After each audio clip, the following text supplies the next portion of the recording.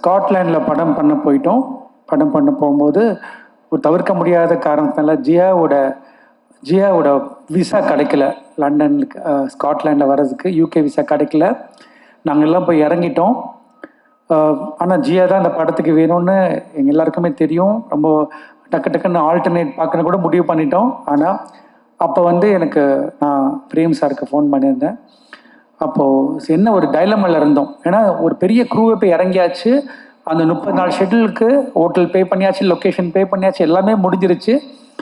இப்போ படம் ஹீரோயின் இல்லாமல் நாங்கள் எல்லாம் அங்கே இருக்கோம். வேறு அவசரத்தில் யார் வேணால் போடலாம். ஆனால் அன்றைக்கி நான் சார்கிட்ட ஃபோன் பண்ணி கேட்டேன், சார் இந்த மாதிரி ஒரு சூழ்நிலை இருக்கோம், என்ன பண்ணணும்னு கேட்டேன். சார் வார்த்தை சொன்னாங்க, உங்களுக்கு எது நல்லதுன்னு படுதோ அதை பண்ணுங்கன்னு சொன்னாங்க. அதுதான் ஒரு மிகப்பெரிய ஒரு இந்த படத்தை இந்த அளவுக்கு வந்திருக்குன்னா அது மிகப்பெரிய காரணம்னு நான் நினைக்கிறேன். ஏன்னா ஒரு சப்போர்ட், இந்த மாதிரி ஒரு கண்டென்ட்டை ஒரு ஃப்ரெஷர்ஸை வச்சுட்டு ஹாரிஸ் சார் மாதிரி ஒரு லெஜண்டோட உள்ளே கொண்டு வர்றதுன்றது ஒரு நல்ல ப்ரொடியூசர், தயாரிப்பாளர் வேணும். அப்போ தான் நம்ம அதை எடுக்க முடியும். அதுக்கு மிகப்பெரிய ஒரு சப்போர்ட் மாலியன் மாண்வி. என்னைக்கு நீங்கள் கூப்பிட்டாலும் நான் உங்கள் ஆஃபீஸில் நிற்பேன். உங்களுக்கு நான் படம் பண்ணுவேன் சார்.